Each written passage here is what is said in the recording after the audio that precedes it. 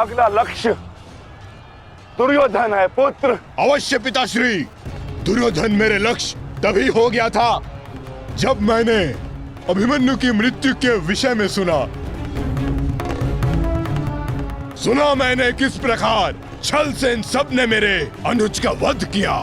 मैं इस क्षण की प्रतीक्षा कर रहा था पिताश्री, आज मैं इसका प्रतिकार लेकर रहूंगा।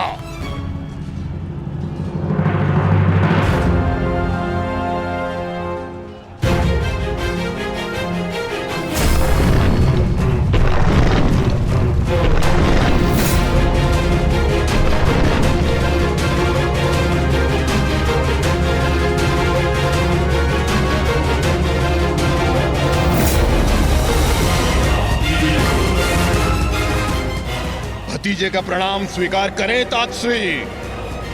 सुना मैंने किस प्रकार आपने मेरे भाई का वध किया। लज्जा आती है मुझे कि आप जैसे कायर के साथ मेरा कोई संबंध है। आज आपके साथ साथ अपनी लज्जा का भी अंत कर दूंगा मैं। सभी कायरों को उनके छल का दंड अवश्य दूंगा मैं।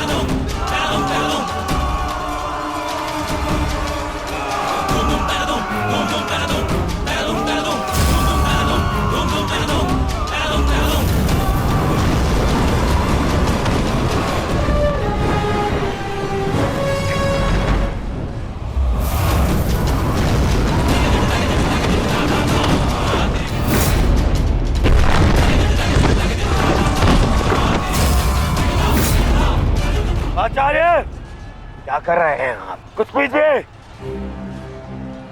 अन्यथा कुछ ही क्षण में ये घटोत्कच युद्ध समाप्त कर देगा। कुछ कीजिए। युवराज, इस मायावी को सामान्य युद्ध से नहीं मार सकते।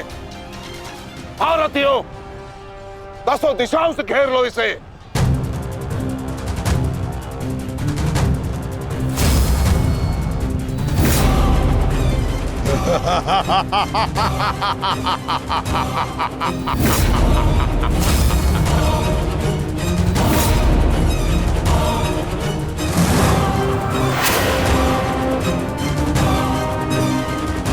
पुनः प्रहार करो।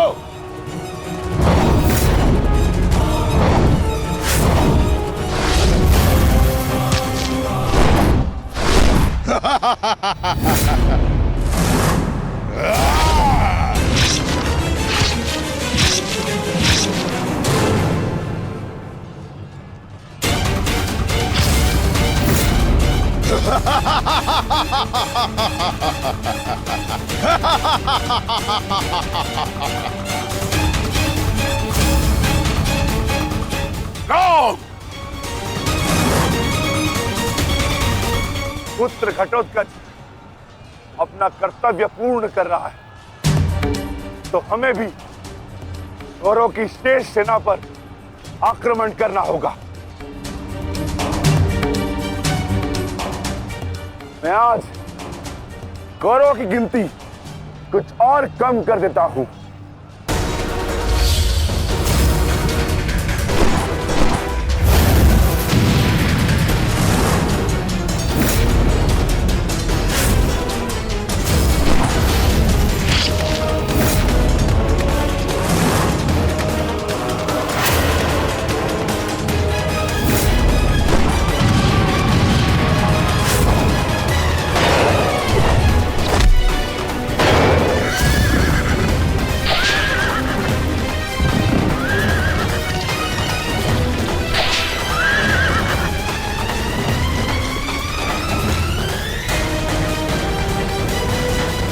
अद्भुत घटोत्कच। प्रणिपात वासुदेव। परंतु पांडव पक्ष पर रात्रि में हुए इस आक्रमण के पीछे जिसकी कुटिल नीति है, उन गांधार नरेश को प्रसाद अवश्य देना।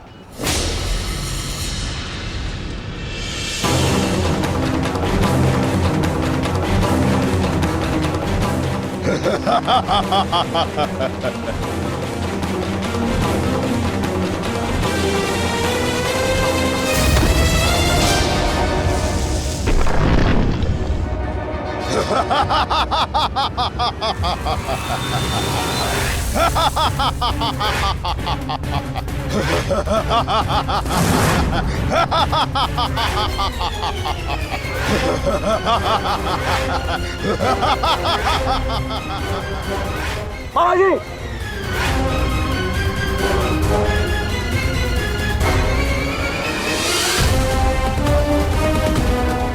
अपने भांजे के पुत्र का प्रणिपात स्वीकार करें मामाश्री।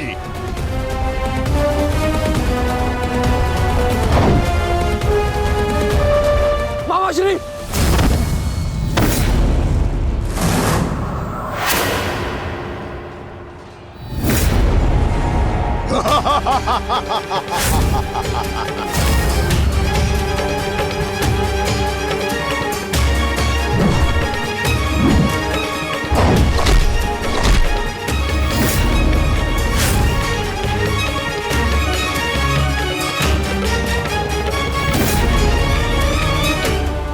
घटोत्कच, आकार बड़ा हो जाने से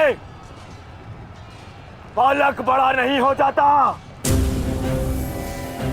तुम मेरे लिए बालक थे और बालक ही रहोगे। तुम भी वैसे ही मरोगे जैसे तुम्हारा भाई मरा था। सावधान! अच्छा किया जो स्मरण करा दिया आपने। मेरे भाई की हत्या में आपका भी बड़ा हाथ था। अब प्रतिकार के लिए तैयार रहें।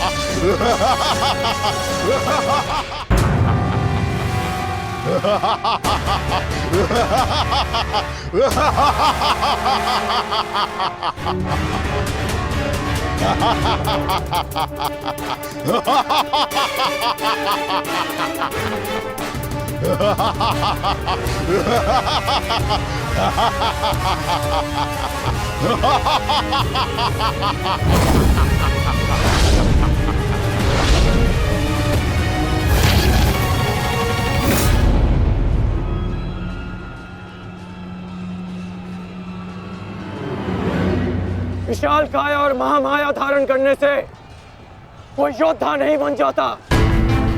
तुम्हारी काया और माया दोनों का तोड़ है मेरे पास। लौट जाओ घटोत्कच। प्रणिपात अंगराज। आपके कवच त्याग की कथा सुनी मैंने तो मन किया कि आप जैसे महादानी वीर के चरण स्पर्श करूं, पर दुर्भाग्य हमारा मिलना इस युद्ध भूमि में हुआ। यहां मेरा कर्तव्य कहता है कि आपको चरणों के नीचे कुचल दूं। कदाचित यही भाग्य है। भाग्य का सहारा दुर्बल लेते हैं घटोत्कच, योद्धा नहीं। एक पांडव पुत्र के वध की पीड़ा अभी तक मन से निकली नहीं है। दूसरे के लिए विवश मत करो। अंतिम अवसर देता हूं, लौट जाओ। इस युद्ध में राक्षसों का स्थान नहीं है। ये तो आपके मित्र राक्षस अम्बुलुष का आह्वान करने से पहले सोचना चाहिए था अंगराज। सावधान अंगराज।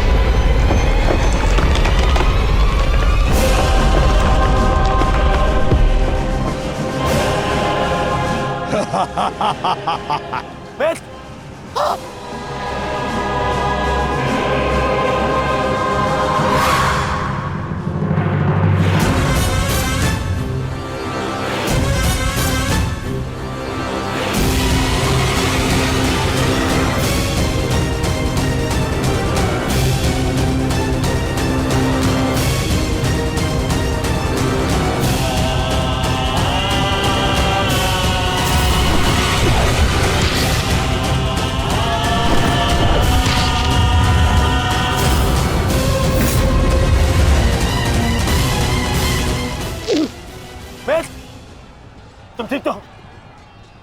मैं ठीक हूं। इस मायावी राक्षस का अंत करना होगा, अन्यथा ये हमारी पूरी सेना को समाप्त कर देगा।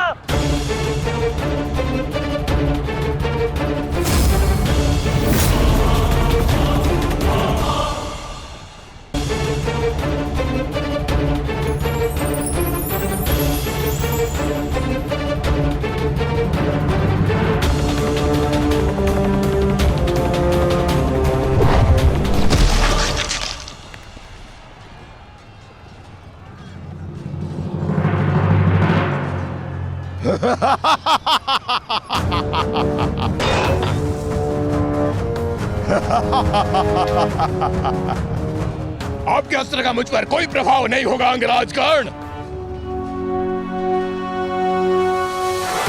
अंगराज, ये राक्षस इतनी आसानी से परास्त नहीं होगा। दिव्यास्त्र का प्रयोग करो।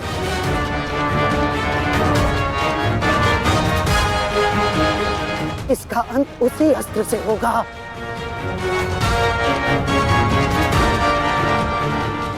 अंगराज, समय नहीं है हमारे पास, शीघ्रता करो।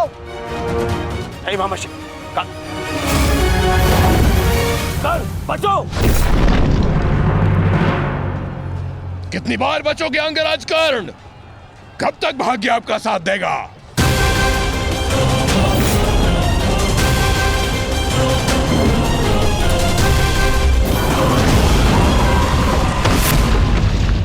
अंगराज,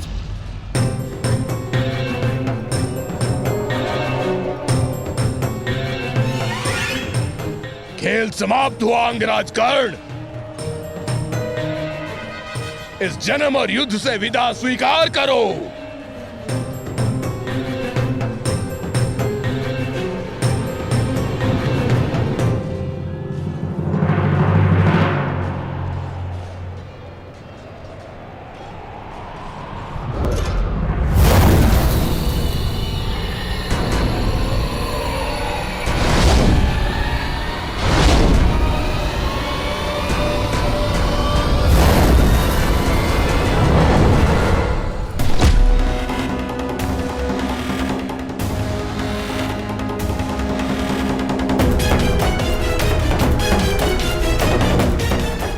मेरे मित्र से अपने पांव दूर हटा राक्षस।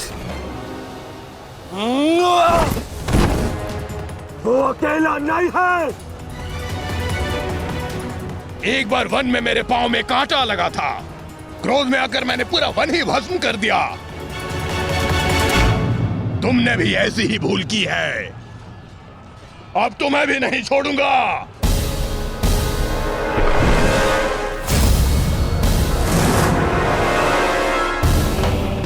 अंगराज,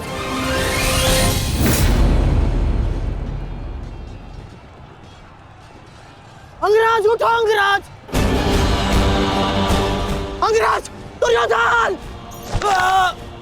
अंगराज, अंगराज उठो। अंगराज, अंगराज उठिए। दुर्योधन!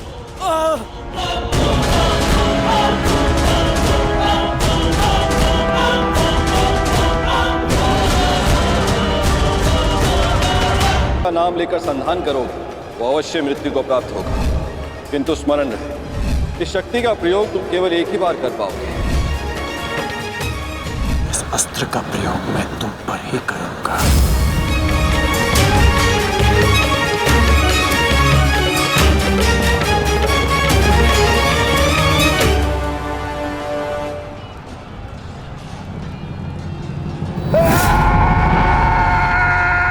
भीम इसी दिशा में आ रहा है। कर्ण, कुछ करो। अब केवल इंद्र की वास्तविक शक्ति ही घटोत्कच का अंत कर सकती है।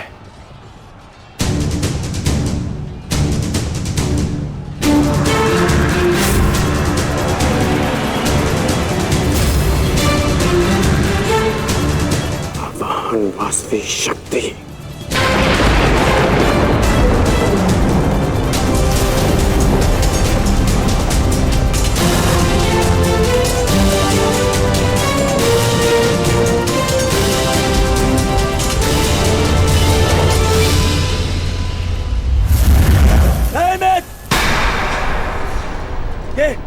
ये क्या कर रहे हो? इस शक्ति का प्रयोग मत करना कर्ण। ये शक्ति अर्जुन के नाश के लिए है। इस शक्ति का प्रयोग मत।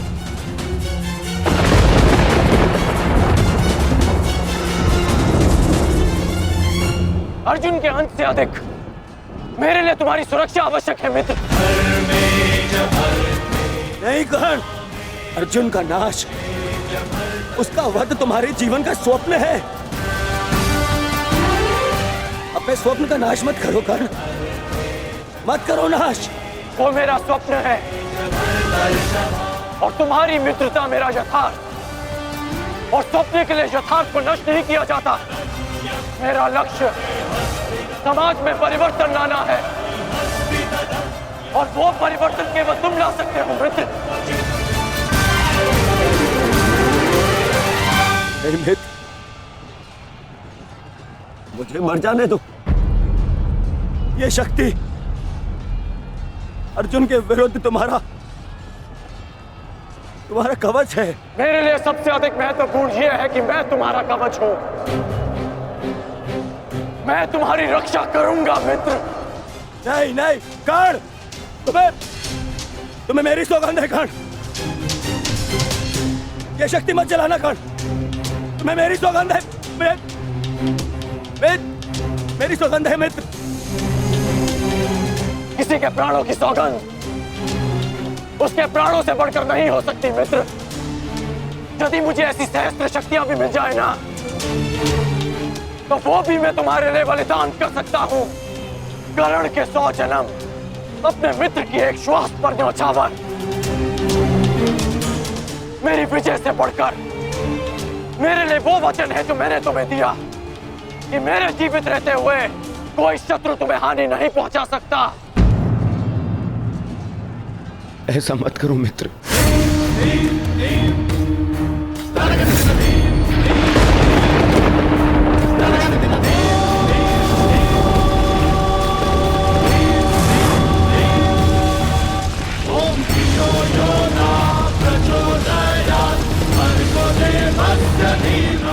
वास्तविक शक्ति।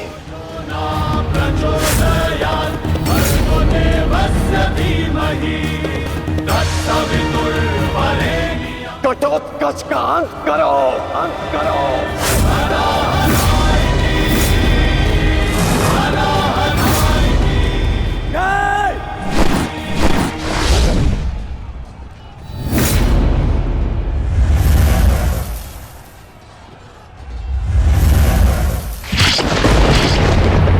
पुत्र घटोत्कच,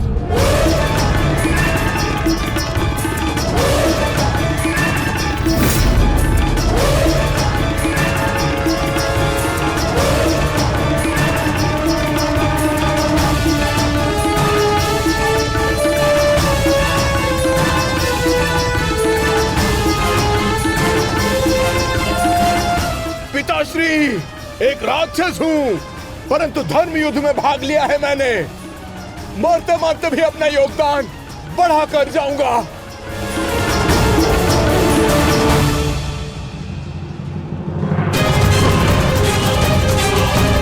मित्र,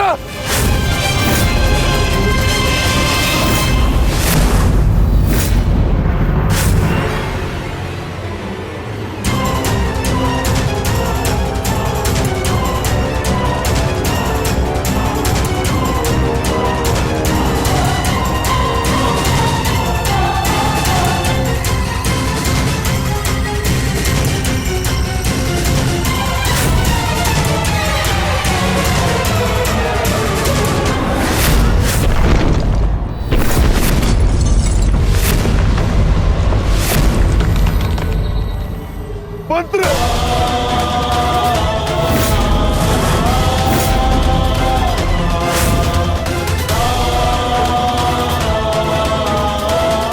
घटोत्कच पुत्र। पुत्र।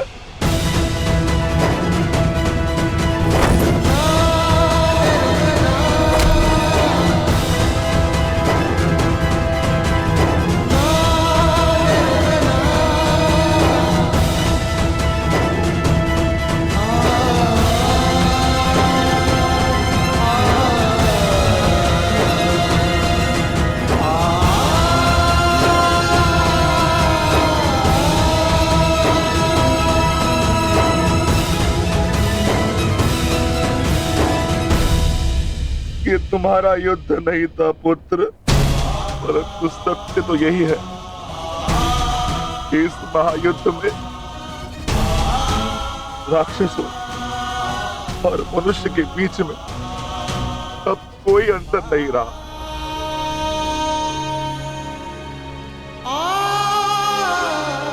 मैं तुम्हारा जीवन भर के लिए ऋणी हो गया हूं पुत्र।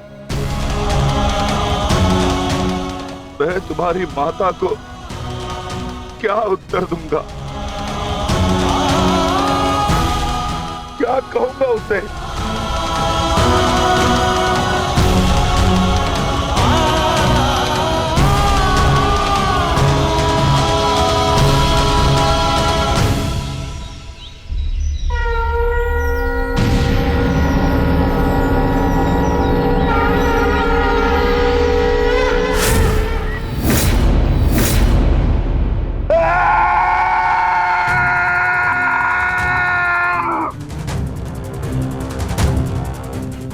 दुर्योधन, बहुत हो गया। तुम्हारे पापों का घड़ा भर चुका है। अब मैं आज और इसी क्षण तुम्हें और तुम्हारे कौरव भाइयों के भार से इस धरती को मुक्त करा दूंगा।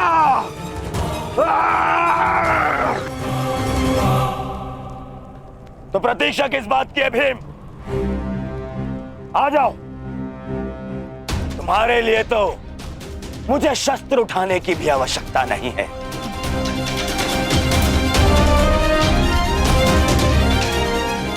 मेरे मित्र के बाण ही तुम्हारे शरीर को छल्ले छल्ले कर देंगे। आजा।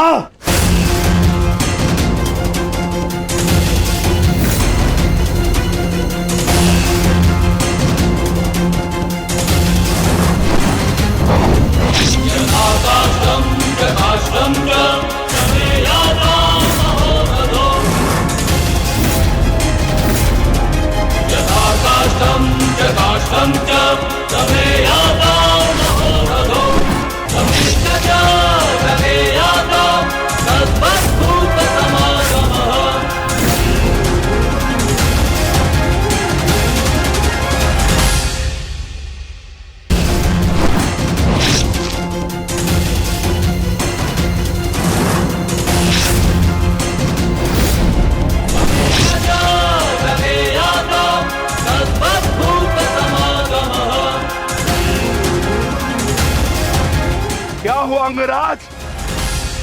कहां चला गया तुम्हारे बाणों का तेज? इससे अधिक पीड़ा तो मुझे कांटे दे देते।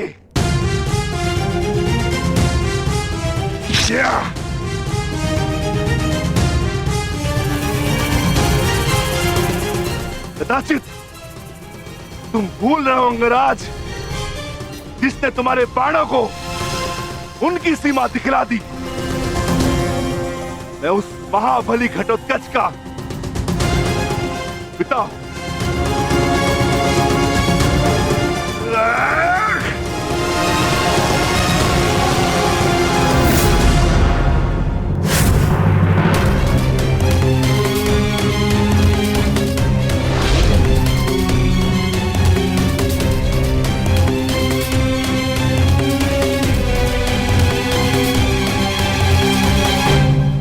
रुक जाओ कौन?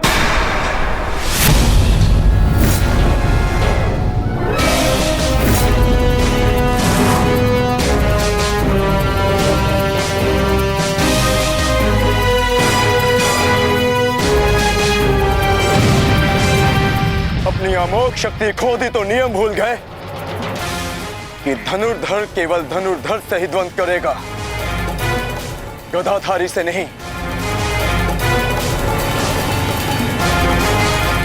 किंतु जिस पक्ष से तुम ये युद्ध लड़ रहे हो,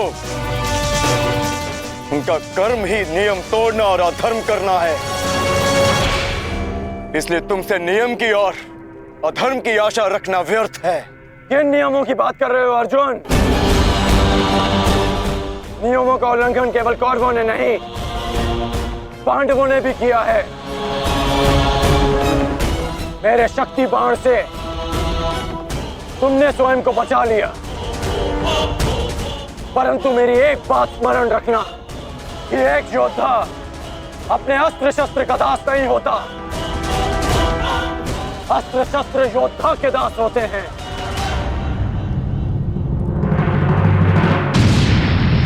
तुम्हें परास्त करने के लिए मुझे किसी कवच शक्ति की आवश्यकता नहीं है अर्जुन, उसके लिए मेरा कौशल ही पर्याप्त है।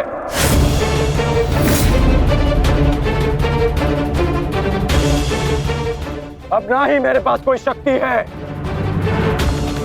और ना ही कोई कवच, इसलिए सावधान, क्योंकि अब मेरे बाण पहले से भी अधिक शक्तिशाली होंगे। बच सको तो बच लो अर्जुन।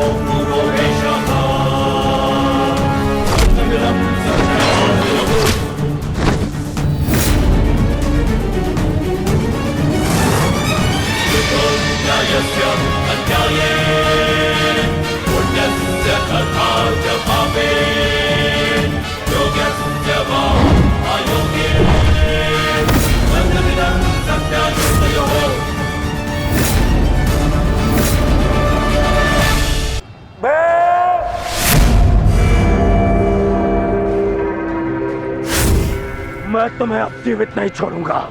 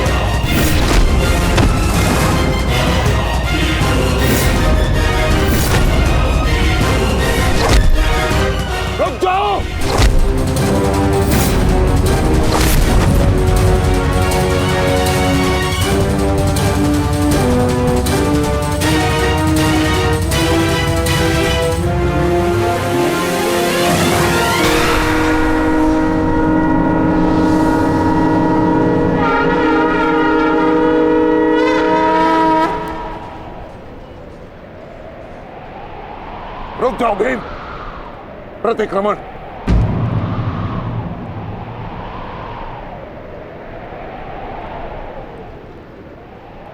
प्रतिक्रमण की मांग की है मैंने, रुक जाओ। और मुझे प्रतिकार की मांग है आचार्य, प्रतिकार की।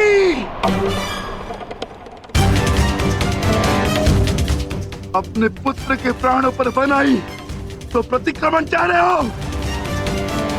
नहीं भीम, मेरी मंशा केवल और केवल सभी योद्धाओं को एक प्रहर का विराम देने की है।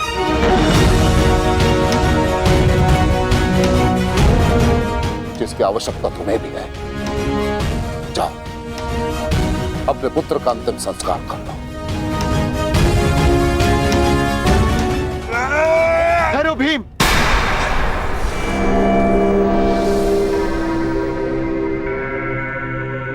हम में और कौरवों में अंतर है भीम।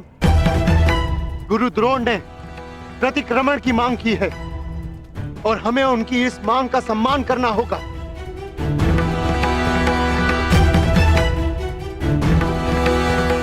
मत करो भीम, मत करो। छोड़ दो भीम, छोड़ दो इसे।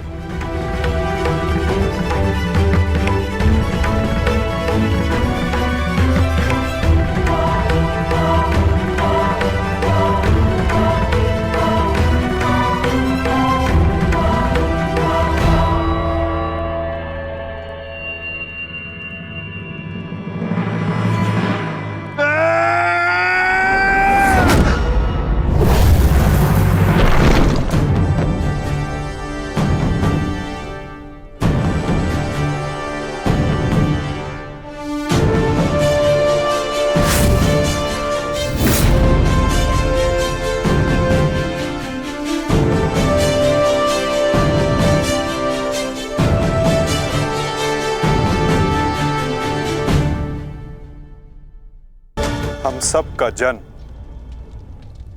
किसी उद्देश्य के लिए होता है। हम अपने जीवन का मंतव्य पूर्ण करके अपने गंतव्य पर चले जाते हैं। और यदि एक वीर अपने जीवन का उद्देश्य पूर्ण करते समय वीर गति को प्राप्त हो जाए तो उसे मोक्ष की प्राप्ति होती है। तुमने सबके लिए जो कुछ भी किया उसके लिए सभी तुम्हारे ऋणी रहेंगे पुत्र। तुम्हारा ये बलिदान व्यर्थ नहीं जाएगा घटोत्कच।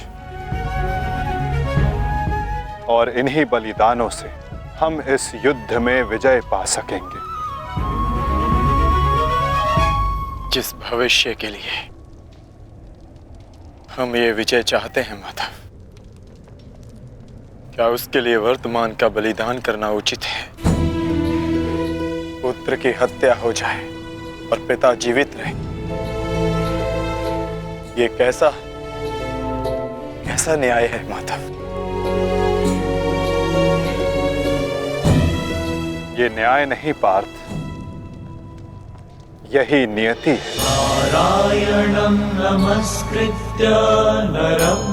धर्म स्थापना के लिए जिनका बलिदान आवश्यक है उन्हें अपना बलिदान देना होगा पार्थ। और जिनका जीवन आवश्यक है उन्हें संघर्षों का और दुखों का भार उठाकर अपना जीवन जीना होगा। और इस युद्ध के लिए, इस धर्म स्थापना के लिए तुम्हारा जीवन आवश्यक था। और घटोत्कच का बलिदान।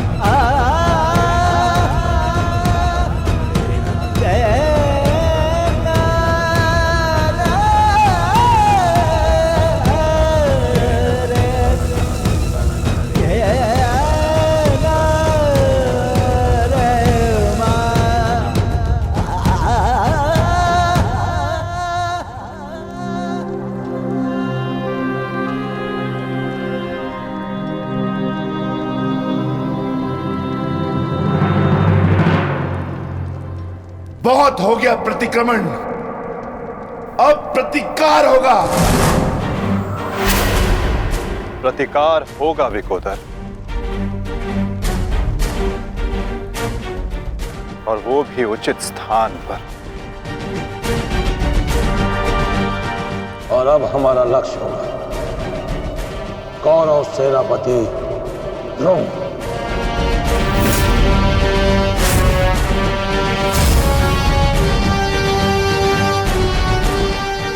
हाँ पिताश्री, कर्ण के पास केवल एक ही अस्त्र था अर्जुन के विरुद्ध, और वो उसका प्रयोग कर चुका है।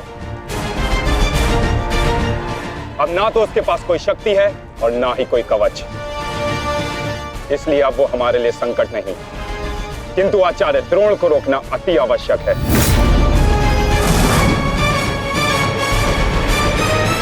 उन्होंने आज भी हमारी सेना को बहुत भारी क्षति पहुंचाई है। अब द्रोण का वध आवश्यक है।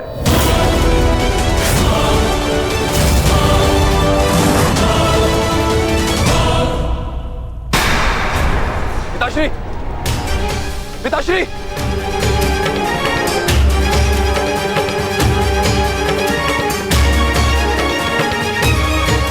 मैं कायरो की भांति युद्ध भूमि छोड़कर नहीं जाऊंगा। मैंने मित्र दुर्योधन को वचन दिया और मैं अपना वचन नहीं तोड़ सकता। एक बात का स्मरण रहे अश्वत्थामा, कि धर्म अधर्म की बात करना हमें शोभा नहीं देता।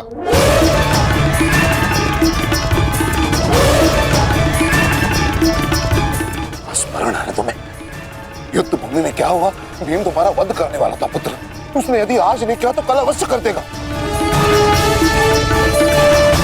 मेरे पास तुम्हारे मृत्यु देखने का साहस नहीं है, उतनी शक्ति नहीं है मेरे पास, उतनी शक्ति नहीं है मेरे पास पुत्र। यदि तुम चाहते हो कि मैं यह युद्ध लड़ूं, तो तुम्हें युद्ध भूमि का त्याग देना होगा।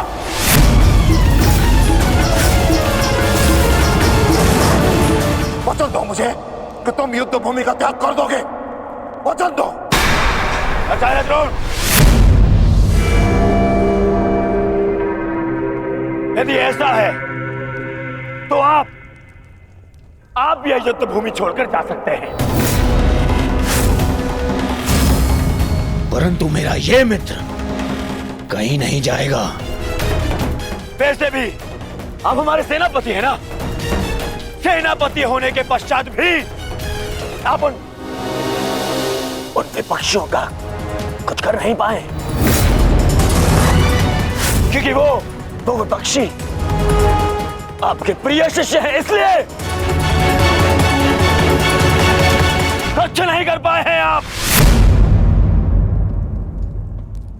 शांत हो जाओ मित्र।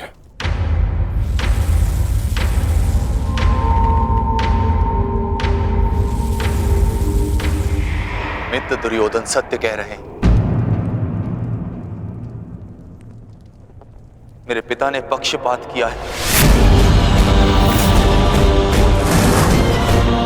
उन्होंने अपने दिए वचन को पूर्ण नहीं किया, और इसी कारण आज हमारे परिवार पर प्रश्न उठना आवश्यक है।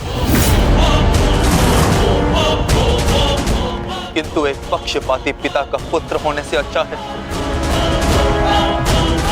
कि मैं एक योद्धा की तरह रणभूमि में जाऊं और अपने प्राण गंवा दूं। बस अश्वत्थामा, अपने पिता से इस भांति कटु वचन कहना एक महान योद्धा को शोभा नहीं देता। जो अपने पिता का सबके सामने अपमान कर सकता है, उससे किसी और के सम्मान की आशा नहीं की जा सकती।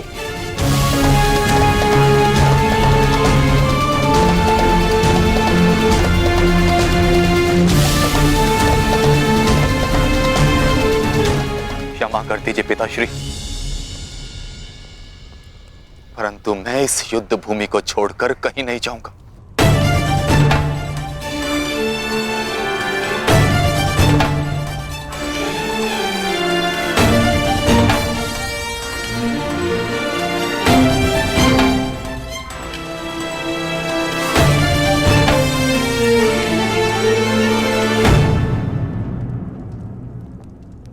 ठीक है पुत्र, मैं तुम्हारी इच्छा का मान रखता हूं और आशा करता हूं कि नर्क से दूर रहने की शक्ति तुम्हारे पिंडदान में हो। आज केवल तुम्हारे कारण मुझे संपूर्णता से धर्म का त्याग करना होगा। एक पुत्र पिता के लिए बल होता है, परंतु आज तुम मेरे लिए निर्बलता सिद्ध है।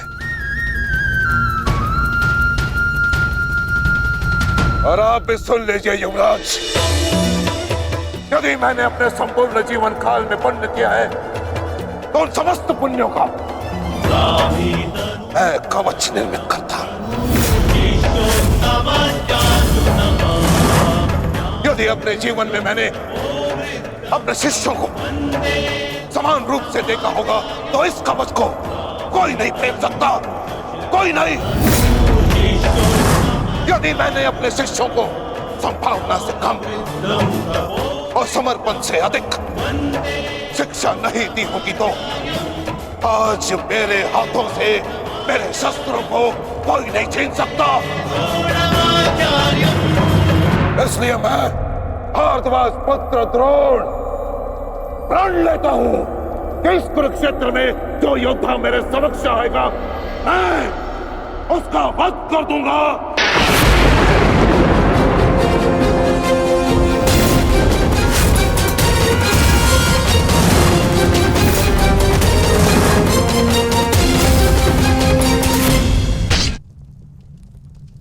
आचार्य द्रोण का वध करना सरल नहीं। परशुराम के दिए गए उनके पास ऐसे कई अस्त्र हैं जिनका हमें अनुमान तक भी नहीं। मेरे पुत्र का जन्म केवल द्रोण के वध के लिए हुआ है। मुझे पूर्ण विश्वास है कि मेरा पुत्र अपने जीवन के इस उद्देश्य में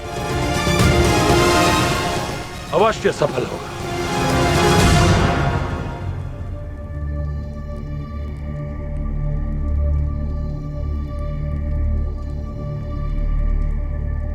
ये युद्ध सरल नहीं है कर्ण। तुम्हें अपना ध्यान केवल युद्ध पर केंद्रित करना होगा। मेरी चिंता का कारण मोह है वृषाली। वो मोह जो बड़े से बड़े योद्धा को निर्बल कर देता है, और किसी की निर्बलता शत्रु का सबसे बड़ा शस्त्र न बन जाए। बस इसी बात की चिंता है। तुम्हारी चिंता स्वाभाविक है पार्थ। आचार्य द्रोण का वध करना सरल नहीं है, दृष्टद्युम्न के लिए भी नहीं।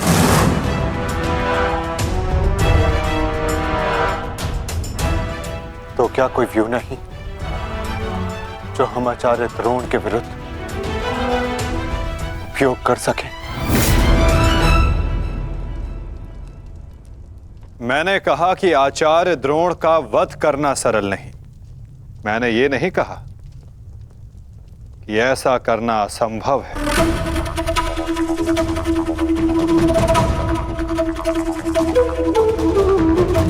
एक व्यू है जिसे आचार्य द्रोण भी नहीं तोड़ सकते।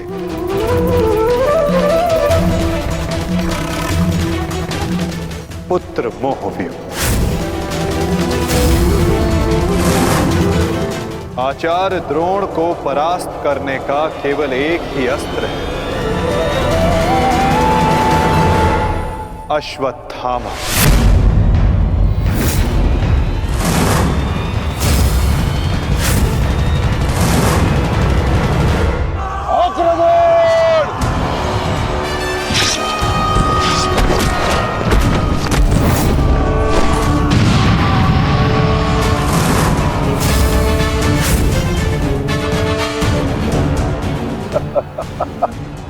अच्छा है, तीसों भाई एक साथ मेरे समक्ष आ गए। अब नर्क तक की यात्रा के बाद में एकाकी अनुभव नहीं करोगे। सावधान भीम।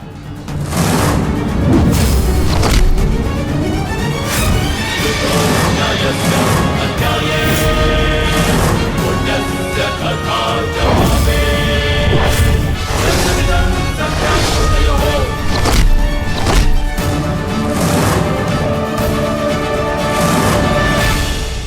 मैं हस्तिनापुर नरेश महाराज धृतराष्ट्र के सभी पुत्रों का कवच हूं। यदि किसी ने भी उन्हें हानि पहुंचाने का दुस्साहस किया तो उसे मृत्यु मैं स्वयं दूंगा, और ये मेरा संकल्प है।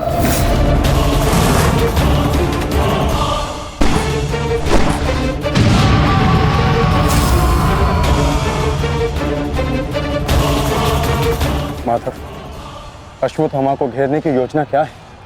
हमारी योजना तो कब की प्रारंभ हो चुकी है पार्थ। क्या हुआ अश्वत्थामा? तुम्हारे पिताश्री कहाँ हैं? कहीं अपने काल को आता देख, कहीं छिप तो नहीं गए? दृष्टिद्युम्न!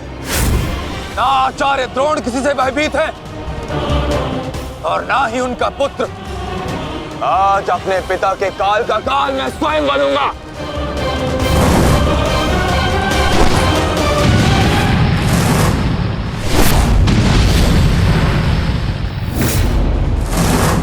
बस इतना ही सीखा है अपने पिता से? आओ अश्वत्थामा, आज मैं तुम्हें जीवन का पाठ पढ़ाता हूं। भाग कहां रहे हो कायर? साहस है तो द्वंद करो। आरती, पीछा करो।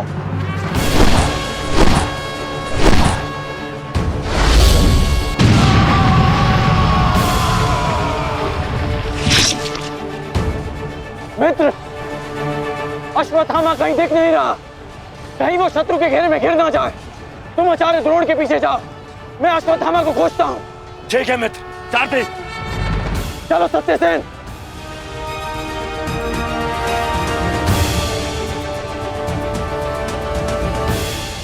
तुम मेरे पिताश्री के काल हो, मेरे नहीं। परंतु आज मैं तुम्हारा काल बन कर आया हूं। सावधान!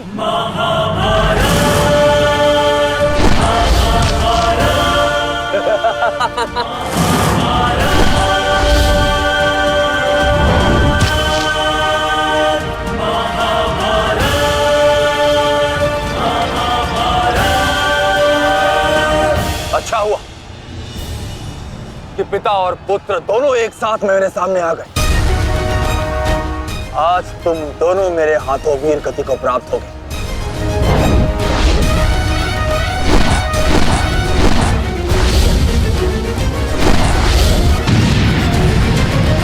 गुरुदेव, आज तो आपने भीम से अश्वत्थामा को बचा लिया था, किंतु कब तक? अब चाहे हमारा वध कर दो, किंतु हमने भी आज संकल्प लिया है कि मृत्यु दोनों पक्षों में होगी।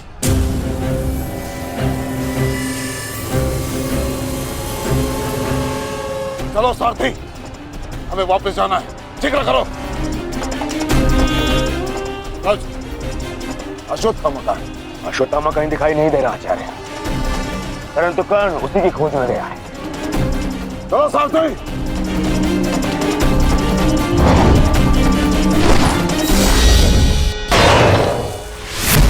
अब तुम्हारी सहायता के लिए ना कोई सैनिक है और ना कोई व्यू। अब तुम दोनों को मेरे हाथ से कौन बचाएगा? सावधान! अश्वत्थामा, तुम स्वयं व्यू में खड़े हो। इस व्यू को शमशान व्यू कहते हैं। कदाचित तुम्हारे पिता ने तुम्हें इस व्यू के विषय में बताया ही नहीं होगा। अपने चारों ओर देखो।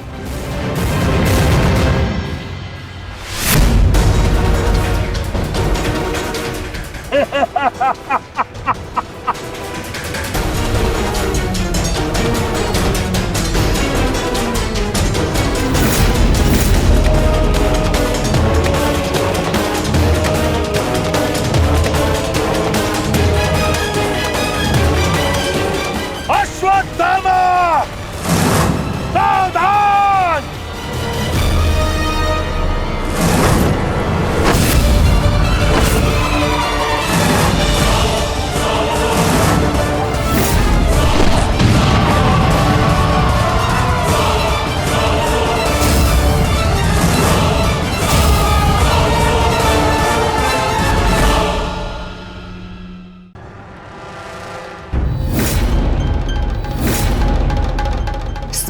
है ना कि हमारा द्वंद्व का निर्णय आना अभी शेष है। मैं युद्ध का आह्वान देता हूं।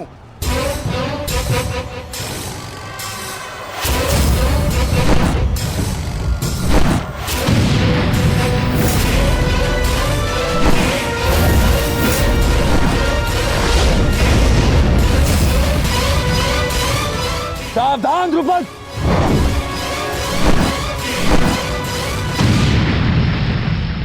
मेरा ही राज्य मुझसे ही छीनकर मुझे ही आधा राज्य भीख में दिया तुम्हारे पिता ने, और जिस आधे राज्य पर तुम शासन कर रहे हो वो मुझे स्वीकार नहीं है। इस अपमान का प्रतिशोध आज अवश्य लेकर रहूंगा। जो अपनी पुत्री का अपमान होने से न रोक सके वो अपने राज्य और अपने सम्मान की रक्षा क्या करेगा?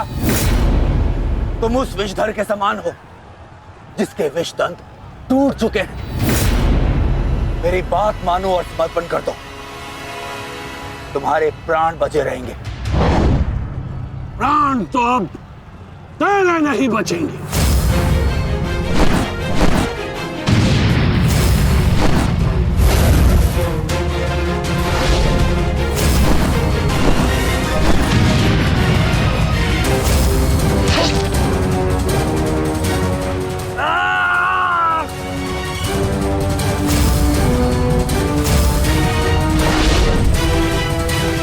द्रुपद,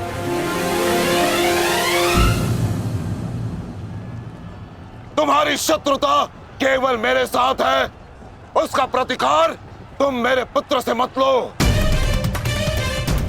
अन्यथा अनर्थ हो जाएगा।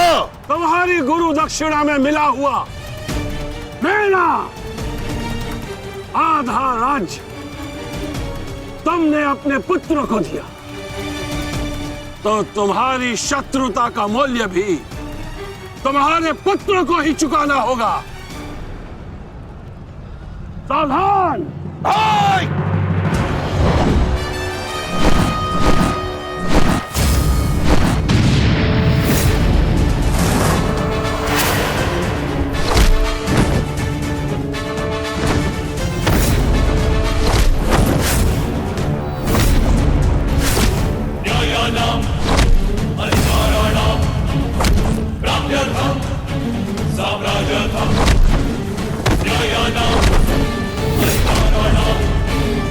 दुर्योधन, भीम ने तुम्हारे और 5 अनुजों का वध कर दिया है और अभी उसकी रक्त पिपासा बुझी नहीं है दुर्योधन।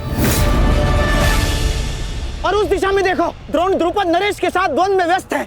अब केवल तुम ही उस भीम को रोक सकते हो दुर्योधन, शीघ्रता करो। तो क्या द्वंद्व बीच में छोड़कर जाओगे दुर्योधन? उसके लिए उनका अनुज पर्याप्त है। आप जाइए, इनके द्वंद्व की कामना मैं पूर्ण करता हूं।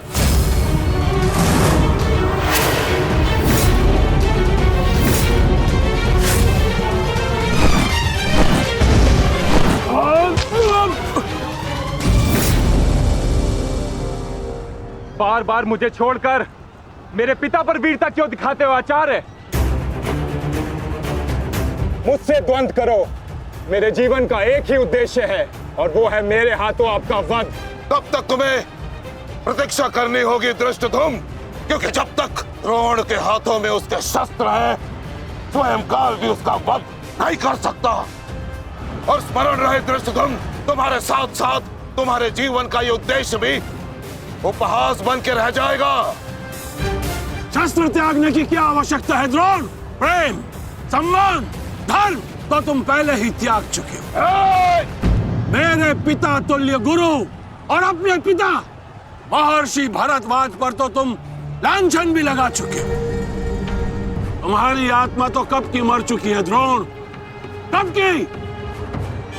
अब केवल यह शरीर है, इसे त्यागने का समय आ गया है और वो समय अभी है। सावधान द्रुपद!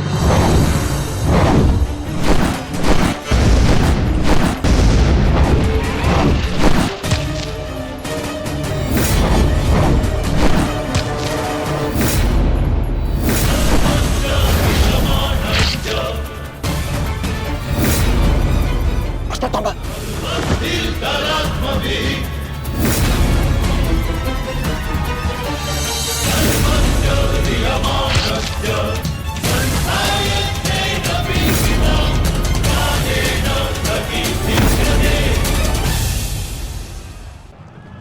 द्रौपद!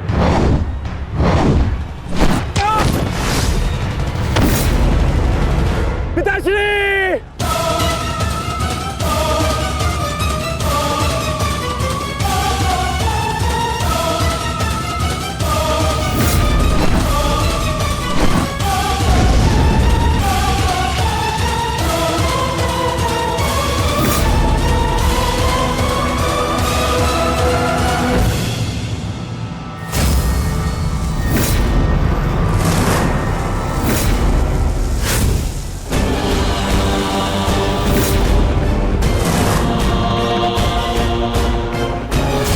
सावधान अश्वत्थामा।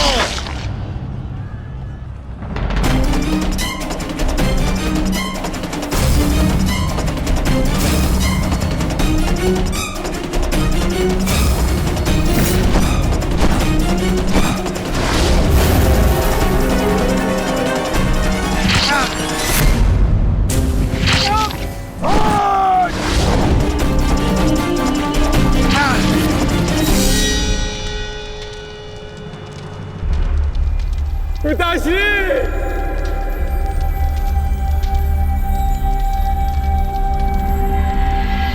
आचार्य द्रोण ने क्रोध में आकर अपने अग्नि शस्त्र से पांचाल नरेश को जीवित जला दिया है महाराज। अर्थात आचार्य द्रोण ने अपना वचन पूर्ण किया। उन्हें द्रुपद का वध कर ही दिया। तुम देखना संजय, तुम देखना संजय, एक दिन पांडवों का अंत भी निश्चित है। हाँ। और दुर्योधन? दुर्योधन कहाँ है संजय?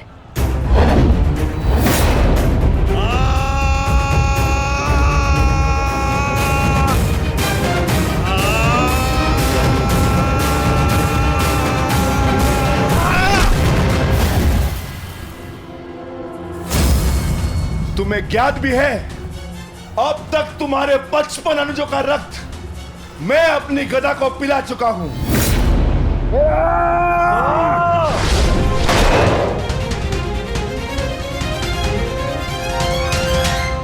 अश्वत्थामा, अश्वत्थामा, उठो, उठो पुत्र, उठो।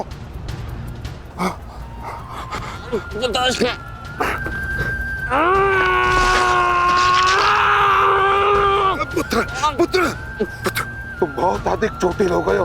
तुम एक काम करो, तुम शिविर में जाओ, जाओ।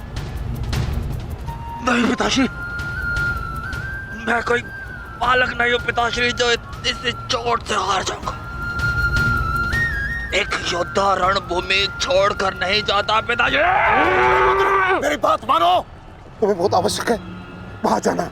जाओ शिविर में जाओ, जाओ पुत्र, मेरी बात मान लो, जाओ, जाओ पुत्र। अनर्थ कर दिया तुमने द्रोण। मुझे मेरे पिता की मुखाग्नि देने का अवसर भी नहीं दिया। अब तुम्हें आर्य भी मेरे हाथों से नहीं बचा सकते।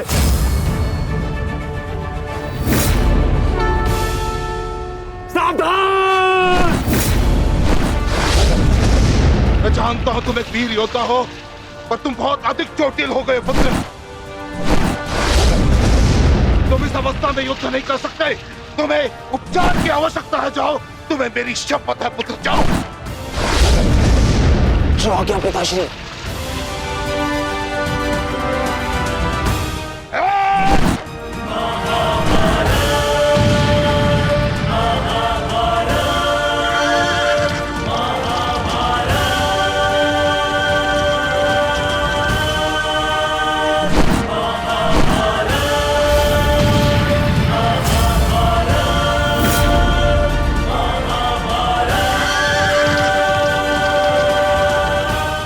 अश्वत्थामा जा रहा है पार्थ।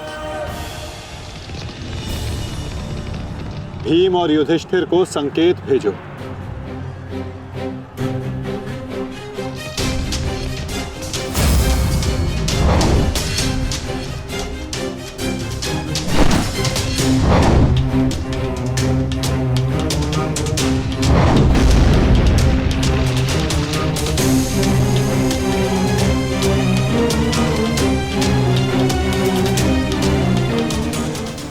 संकेत दे रहा है।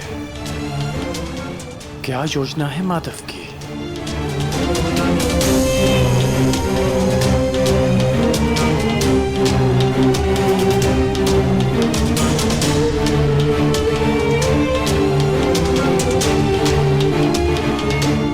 जाना तो नहीं चाहता, परंतु माधव का संकेत है, मुझे जाना होगा।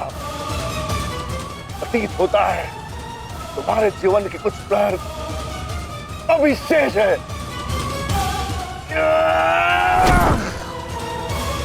जाओ, जी लो।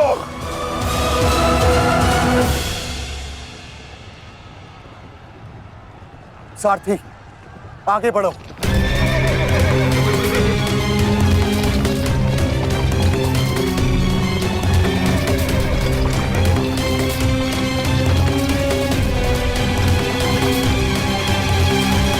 नहीं ध्रुव, तुम्हें जाने की अनुमति नहीं है।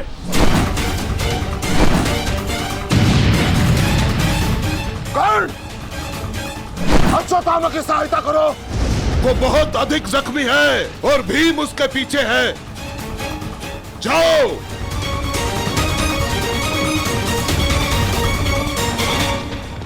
नहीं, मैं कर्ण को जाने नहीं दूंगा आचार्य।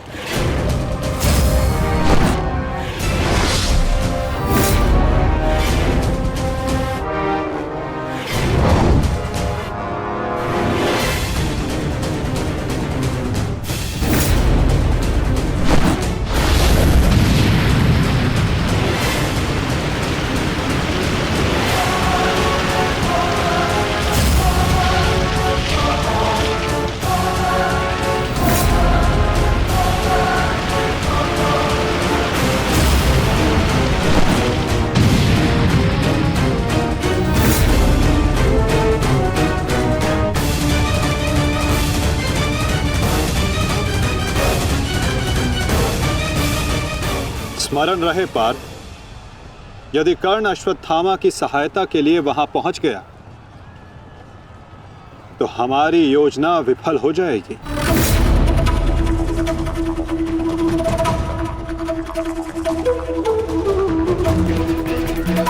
तुम्हें कर्ण को वहां तक पहुंचने से रोकना होगा पार्थ।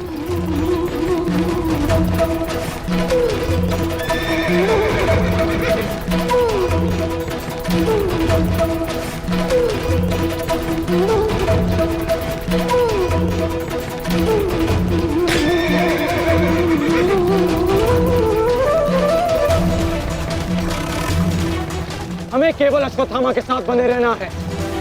उसे किसी भी परिस्थिति में अकेला नहीं छोड़ना है। सत्यसेन, शीघ्रता करो।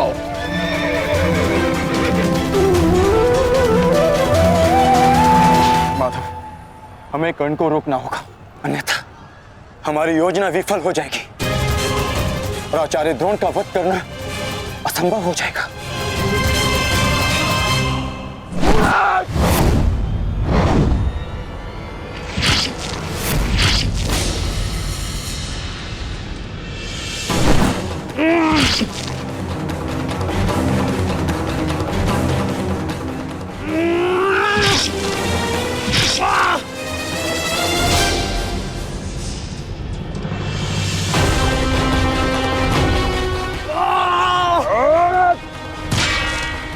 अभी भी समय है, लौट जाओ।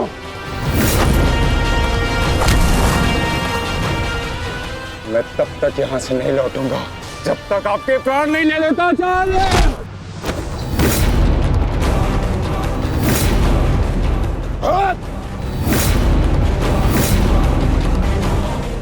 कहा था मैंने कि मैं पिता और पुत्र का वध एक दिन में नहीं करना चाहता, परंतु तुमने मुझे विवश कर दिया।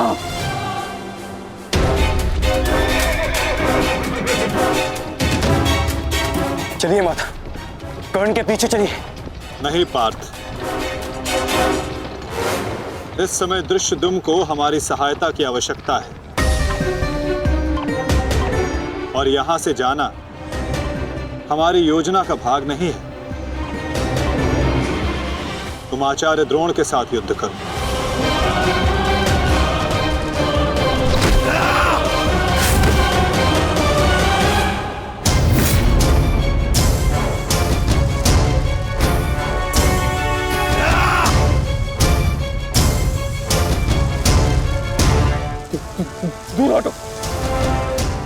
दूर हटो, अन्यथा परिणाम ठीक नहीं होगा।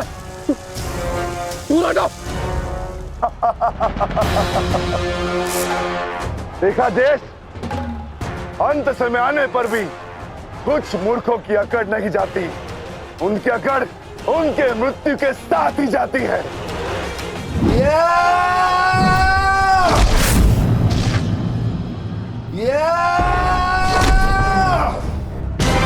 अश्वत्थामा! अब तुम्हारा अंत आ गया अश्वत्थामा।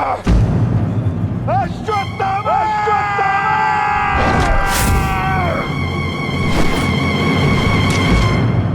ये तो भीम का स्वर है। कोई ऐसा तो नहीं कि भीम अश्वत्थामा के साथ द्वंद कर रहा हो। मुझे शीघ्र अतिशीघ्र वहां पहुंचना होगा। भीम की गर्जना का आशय आप भी समझते हैं आचार्य कि ये द्वंद समाप्त हो गया है, और इस द्वंद के समाप्त होने से प्रतीत होता है कि अश्वत्थामा का वध हो चुका है आचार्य।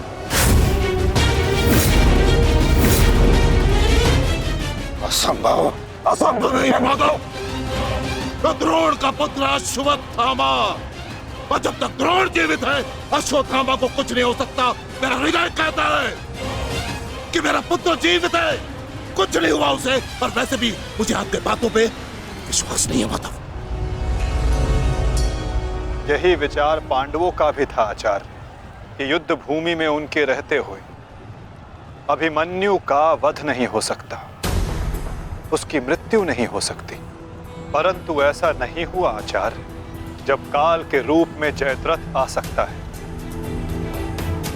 तो काल के रूप में विकोदर भीम भी आ सकते हैं। काल की गति को कोई नहीं रोक सकता आचार्य।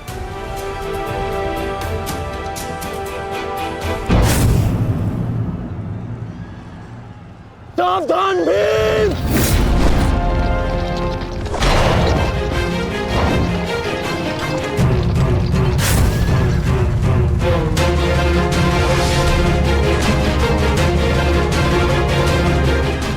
अश्वत्थामा, अश्वत्थामा, तुम ठीक हो? तुम ठीक हो? हाँ अंगराज,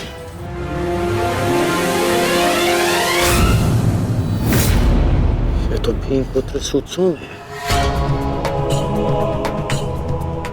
भीम कहाँ है? वो वही है जहां उन्हें होना चाहिए। आचार्य, आज कर्ण नामक कवच भी अश्वत्थामा की रक्षा नहीं कर पाया।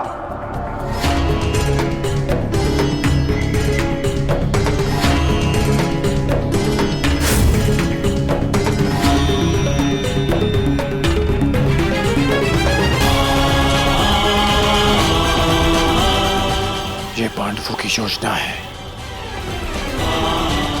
मुझे आचार्य द्रोण से दूर रखने के लिए। अंगराज, आप कहना क्या चाहते हैं? क्या कहना चाहते हैं अंगराज?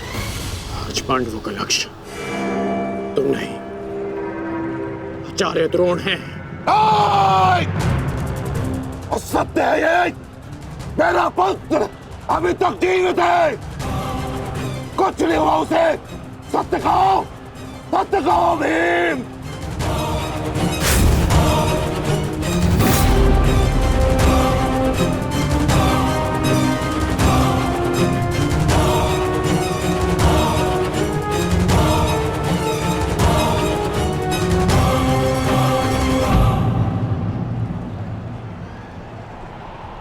धर्मराज,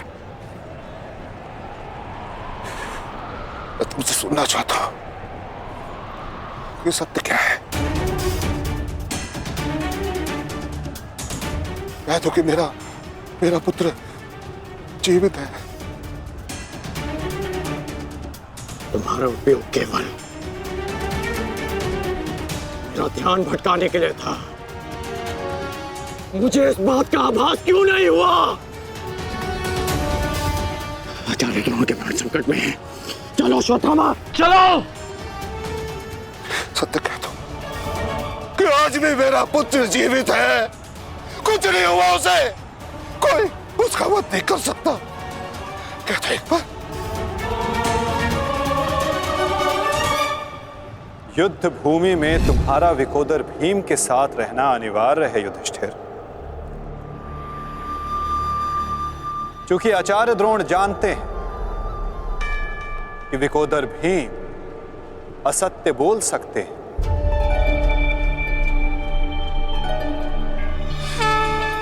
किंतु धर्मराज युधिष्ठिर नहीं। और वो ये सुनिश्चित करने के लिए तुमसे ये प्रश्न अवश्य करेंगे धर्मराज।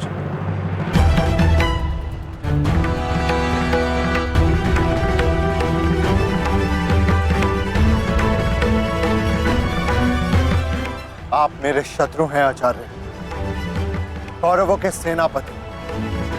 ये आवश्यक नहीं कि मैं आपके हर प्रश्न का उत्तर दूं। शीघ्र करो सत्यसेन। प्रश्न का उत्तर तुम्हें देना होगा धर्मराज। भले मैं कौरवों का सेनापति हूं, परंतु ये मत बोलो कि मैं तुम्हारा गुरु भी हूं। इसमें सत्य तुम्हें कहना होगा, बताना होगा मुझे। मेरा पुत्र जीवित है और यही सत्य है, मुझे पता है। बता दीजिए आचार्य द्रोण को सत्य क्या है? अधर्म को उसके घर में पराजित करने के लिए अधर्म की चौखट पार करनी ही पड़ती है युधिष्ठिर। ये सत्य है आचार्य द्रोण कि भीम ने अश्वत्थामा का वध कर दिया।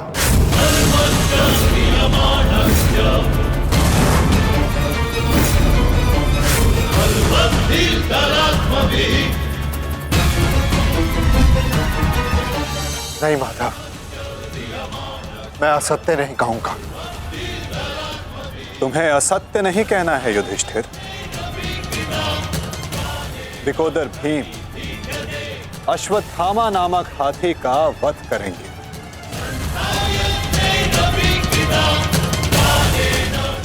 तुम्हें केवल यह कहना है कि अश्वत्थामा मारा गया। इससे ना तुम्हारा धर्म टूटेगा और हमारी योजना भी सफल हो जाएगी।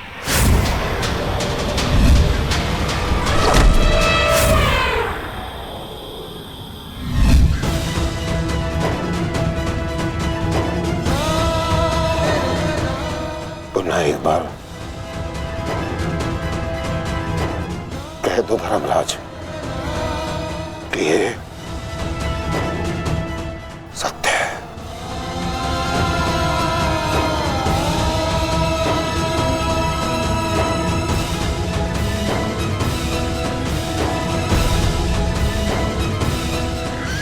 शीघ्र करो सत्यसेन।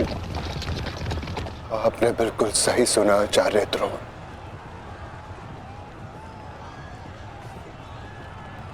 अश्वत्थामा मारा गया।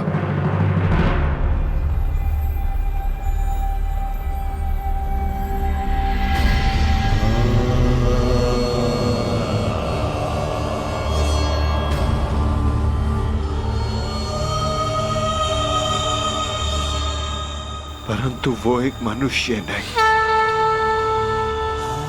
एक हाथी था।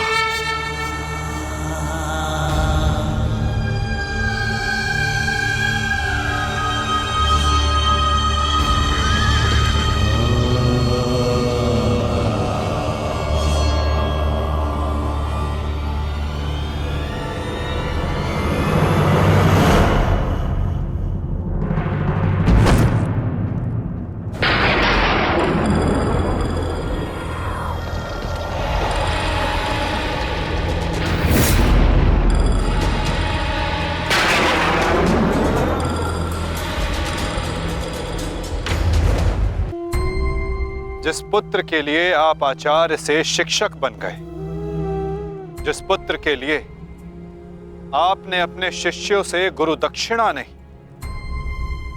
मूल्य मांगा,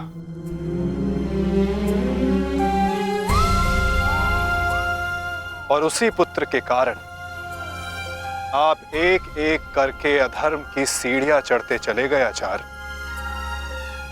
मनुष्य प्रेम में उत्थान करता है, परंतु मोह में केवल उसका पतन होता है आचार्य। आप जिसे पुत्र प्रेम समझते रहे वो पुत्र प्रेम नहीं, पुत्र मोह था आचार्य, और वही आपके पतन का कारण भी।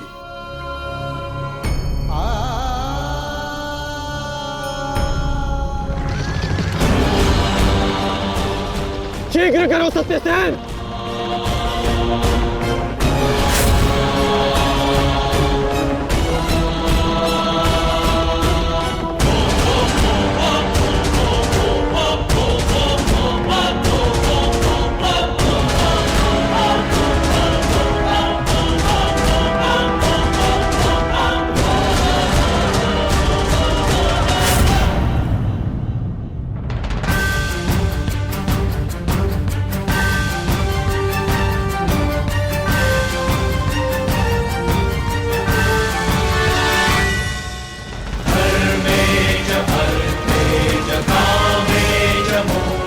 मेरा पुत्र अश्वत्थामा!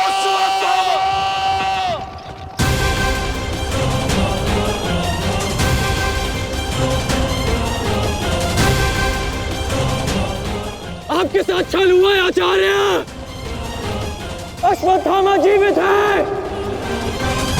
पिताश्री! पिताश्री!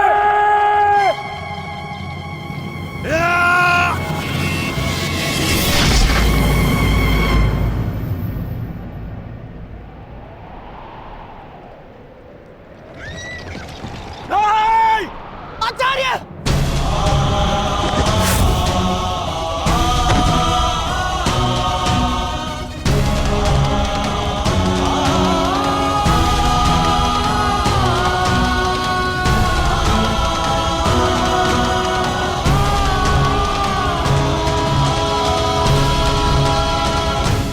कार्य शेष रह गया। आपने यहां आने का कष्ट कैसे किया सम्राट? अरे कहीं ऐसा तो नहीं कि लकड़ बग्गे की तरह गुरु आचार्य द्रोण के शव पर भोज मनाने आए हैं आप?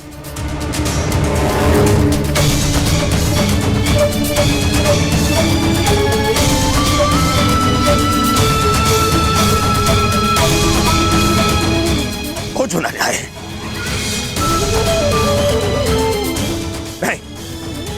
नहीं सम्राट, मैं क्षमा चाहूंगा परंतु मैं इस बात की अनुमति नहीं दूंगा आपको।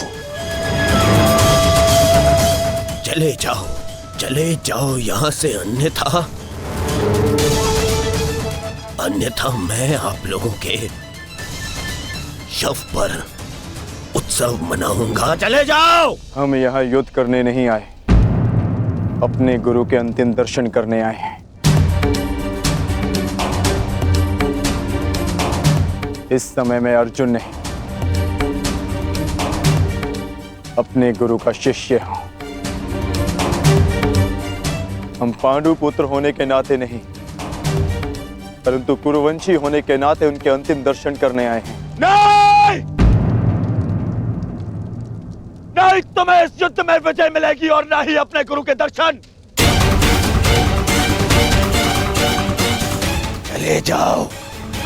चले जाओ यहां से, अन्यथा